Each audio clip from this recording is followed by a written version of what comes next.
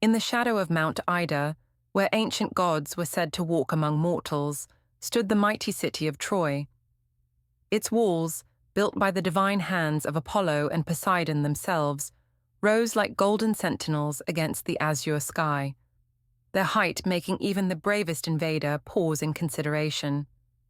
These legendary fortifications, polished smooth by centuries of sun and wind, encircled a city that had become the jewel of the Aegean, its towers reaching toward the heavens, as if trying to touch the realm of the gods who had blessed its founding. Within these impregnable walls, the wise King Priam governed his people with justice and compassion, earning their unwavering loyalty through decades of prosperity and peace. The streets of Troy teemed with life, its markets a vibrant tapestry of colors and sounds, where merchants from lands as distant as Persia and Egypt gathered to trade their exotic wares. The air was rich with the scent of spices and incense, while the temples resounded with the harmonious chants of priests and the sweet melody of lyres. Priam's palace, a marvel of architecture that crowned the city's highest point, was home to his numerous children, each blessed with their own gifts and destinies. Among them, 2 princes stood apart: Hector, the eldest, whose very presence commanded respect, and whose martial prowess was matched only by his sense of duty to Troy, and Paris, the younger son, whose extraordinary beauty and charm masked a nature prone to impulsive desires and reckless pursuit of pleasure. The seeds of Troy's destruction were sown in what seemed an innocent diplomatic mission. Paris, chosen to represent Troy and Sparta, sailed across the wine-dark sea with a fleet of ships whose craftsmanship spoke of Trojan wealth and artistry. The young prince arrived at the court of King Menelaus, bearing gifts and goodwill, unaware that the fates had already begun weaving the threads of catastrophe into the tapestry of his destiny. In the great hall of Sparta, where warriors boasted of their deeds and bards sang of ancient glories, Paris first laid eyes upon Helen, wife of Menelaus and daughter of Zeus himself. Her beauty, celebrated throughout the Greek world, struck him like a thunderbolt from his divine grandfather. Helen's face, which had launched 1,000 suitors to seek her hand, held a profound sadness that Paris alone seemed to notice beneath the polished veneer of queenly dignity. As the days of Paris's embassy lengthened, he and Helen found themselves drawn together by a force that seemed to transcend mortal understanding. In the quiet gardens of the palace, away from the watchful eyes of servants and guards, they shared whispered conversations that grew increasingly intimate. Helen spoke of her arranged marriage to Menelaus, of the weight of being a living symbol of beauty, and of her longing for a love that would see beyond her famous face. Paris, in turn, painted vivid pictures of Troy's splendor and promised her a life where she could be more than just a prize won through political machination. Whether it was Aphrodite's divine intervention or simply the foolish courage of young hearts, Paris and Helen made their fateful decision under the cover of a moonless night. As Sparta slept, they boarded a ship waiting in the harbor, its black sails melting into the darkness. Helen left behind her young daughter, her position, and a kingdom that would soon burn with the fire of vengeance. The waves that carried their ship toward Troy seemed to whisper of new beginnings, but they were really singing the first notes of a funeral dirge for a great civilization. When Menelaus discovered their flight, his rage shook the foundations of his palace. His brother Agamemnon, High King of Mycenae, and the most powerful ruler in the Greek world, saw in this personal affront an opportunity for greater glory. Long had he desired to extend his influence across the Aegean, and now he had the perfect pretext. With careful words and promises of glory and riches, Agamemnon began to unite the Greek kingdoms under his banner, crafting an alliance that would become the greatest military force the world had ever seen. Messages flew across the Greek world like arrows, carried by swift ships and faster horses. From rocky Ithaca came the clever Odysseus, whose wit was as sharp as any sword, and whose guile would prove as valuable as any army. The massive Ajax, whose shield was like a tower, and whose strength was legendary, left his homeland to join the cause. The young king Diomedes, whose courage would earn him fame second only to Achilles, brought his fierce warriors from Argos. 2 by 2, the kings of Greece pledged their swords to Agamemnon's venture, but none was more crucial than the greatest warrior of the age, Achilles. Achilles was more than just a warrior. He was the perfect expression of martial prowess given flesh, a demigod whose very name struck fear into the hearts of enemies. His mother, the sea nymph Thetis, had dipped him in the river Styx as an infant, making him all but invulnerable, save for the heel by which she held him. Raised to be the greatest of warriors, Achilles had surpassed even the most ambitious dreams of glory.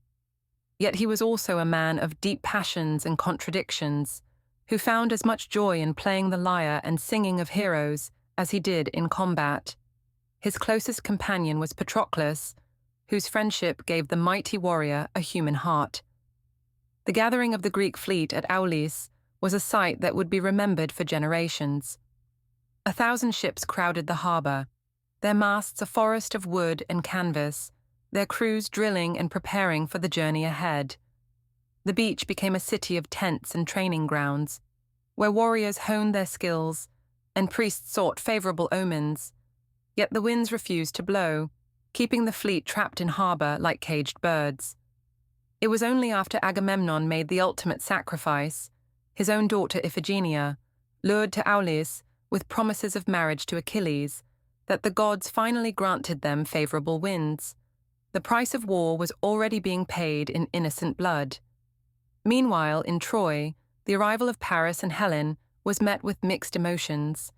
King Priam, perhaps swayed by fatherly love, or perhaps by Helen's divine beauty, welcomed them into the city despite the misgivings of his advisers. Helen's presence transformed the mood of Troy. Wherever she walked, people stopped to stare, both awed by her beauty and troubled by the storm they knew she would bring. But it was Hector who saw most clearly the danger they had brought to Troy's gates. In private councils, he argued passionately for returning Helen to her husband, understanding that her presence could mean the destruction of everything he held dear. Yet his warnings went unheeded, and Troy began preparing for the inevitable conflict. The signs of approaching war were everywhere. Farmers hurried to bring in their harvests and drive their herds within the city walls. Blacksmiths worked day and night, forging weapons and armor. The sound of hammers rang through the streets as carpenters reinforced gates and built stockades. Women wove bandages and prepared stores of medicines, while children were trained to carry water and messages. Troy had known peace for so long that many had forgotten the arts of war, but now they rushed to remember. When the Greek fleet finally appeared on the horizon, it was like a forest had sprouted from the sea overnight. The Trojan beach erupted in chaos as the first wave of Greek warriors, led by the unstoppable Achilles and his Myrmidons, crashed against the Trojan defenders. The sand turned red with blood as the Greeks established their beachhead, and soon the plain before Troy was dotted with 1,000 black ships and countless white tents. The siege of Troy had begun, and with it, the greatest war the world had ever known. The war settled into a grinding pattern of siege and sortie, punctuated by fierce battles and heroic duels. The Greeks, unable to breach Troy's mighty walls, instead sought to wear down the city's defenders and supplies. Each day brought new skirmishes, new heroes rising and falling, new songs of glory and lament. The gods themselves took sides, with Apollo and Ares favoring Troy, while Athena and Hera supported the Greeks.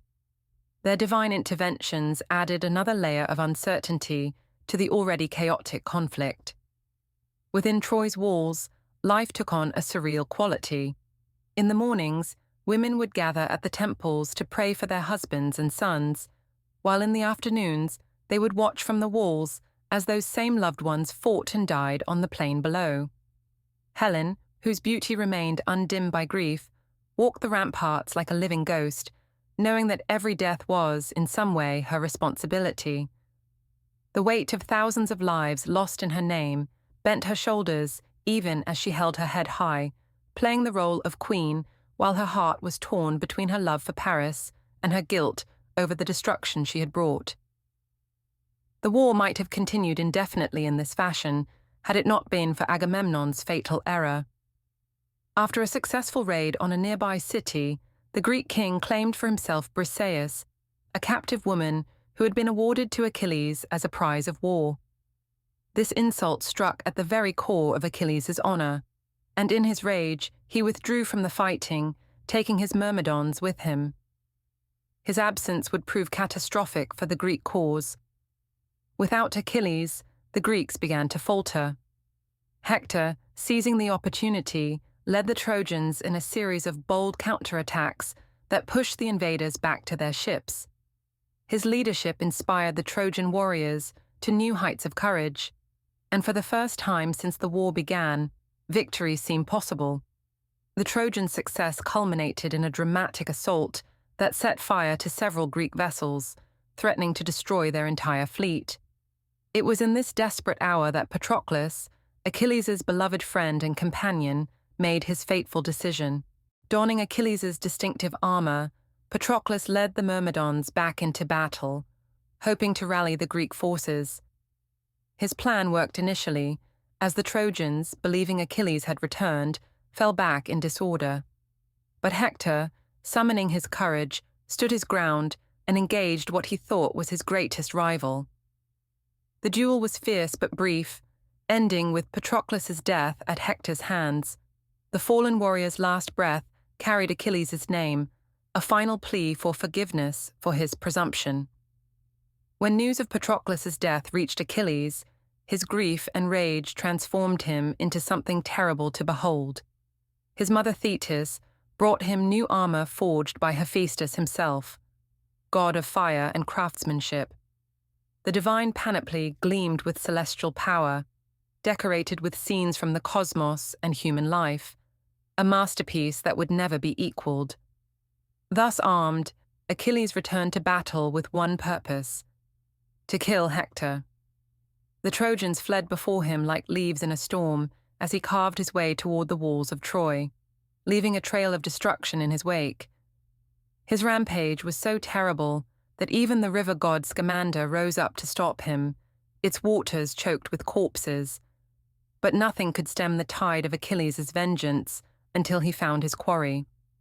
Hector alone stood his ground, though his heart was heavy with the knowledge of his fate. Their duel became the stuff of legend, two of the greatest warriors who ever lived, circling each other before Troy's gates, while both armies watched in awe. But Achilles' divine armor and superhuman skill, coupled with his burning rage, proved too much for even Hector's courage and skill. The champion of Troy fell, and Achilles, still consumed by grief and anger, tied Hector's body to his chariot and dragged it around the walls of the city. It was only when King Priam, guided by the gods, came to Achilles' tent to beg for his son's body that the great warrior's humanity reasserted itself. Seeing in the old king a reflection of his own father, whom he would never see again, Achilles relented. This moment of compassion marked a turning point in the war, though none could have known it then. The shared grief of father and foe became a brief island of humanity in an ocean of violence. The war entered its final phase, with both sides exhausted by years of conflict. The Greeks, realizing that Troy's walls would never fall to direct assault, turned to cunning. Under Odysseus's direction, they constructed an enormous wooden horse, hiding their best warriors inside its hollow belly. Then, appearing to admit defeat, they burned their camps and sailed away, leaving the horse as an offering to Athena. Despite the warnings of Cassandra, Priam's prophetic daughter, whom Apollo had cursed to never be believed, and the priest Laocoon, who was killed by sea serpents before he could convince the Trojans of the danger, The horse was pulled into the city as a trophy of victory. That night, as Troy celebrated its apparent deliverance with wine and song, the hidden Greeks emerged from the horse and opened the gates to their returning army. The sacking of Troy was terrible to behold. Streets that had once echoed with children's laughter now rang with screams of terror as the Greeks took their revenge. Temples were desecrated, palaces plundered, and the blood of princes mingled with that of slaves. In the chaos, Paris found himself face to face with Achilles. Drawing his bow, Paris aimed at the only vulnerable spot on his mighty opponent, the heel that had not been dipped in the Styx. Apollo guided his arrow true, and Achilles, the greatest warrior of the age, fell at last. Yet this victory, if it could be called such, came too late to save Troy. The city burned for 7 days and 7 nights, its flames visible from distant islands across the wine-dark sea. The surviving Trojans were enslaved or scattered to the winds, carrying with them the seeds of new nations and endless stories of their lost homeland. Aeneas, a prince of Troy, escaped with his father and son, bearing the weight of his people's future and the sacred relics of Troy. He would go on to found a line that would one day build Rome, ensuring that something of Troy would survive its destruction. Helen returned to Sparta with Menelaus, though whether as a willing wife or captive queen, none could say. Her beauty remained unchanged by the years of war, but her eyes now held the weight of thousands of deaths. The Greek heroes who survived found their homecomings bitter or tragic. Odysseus would wander for 10 years before reaching Ithaca, while Agamemnon returned, only to be murdered by his wife Clytemnestra, who had never forgiven him for sacrificing their daughter Iphigenia. Thus fell mighty Troy, and with it ended an age of heroes. The gods gradually withdrew from direct intervention in human affairs, leaving mortals to make their own destiny. But the tale of Troy, its glory, its fall, and the complex web of love, honor, and fate that brought about its destruction, would be told and retold for thousands of years, reminding each new generation of the price of pride and the cost of war. In the end, Troy's greatest victory was not in arms but in memory. For as long as humans gather to hear stories, the walls of Troy will rise again in imagination. Its heroes will fight again on the plains of memory, and its tragedy will continue to teach us about the true nature of war, love, and the human heart.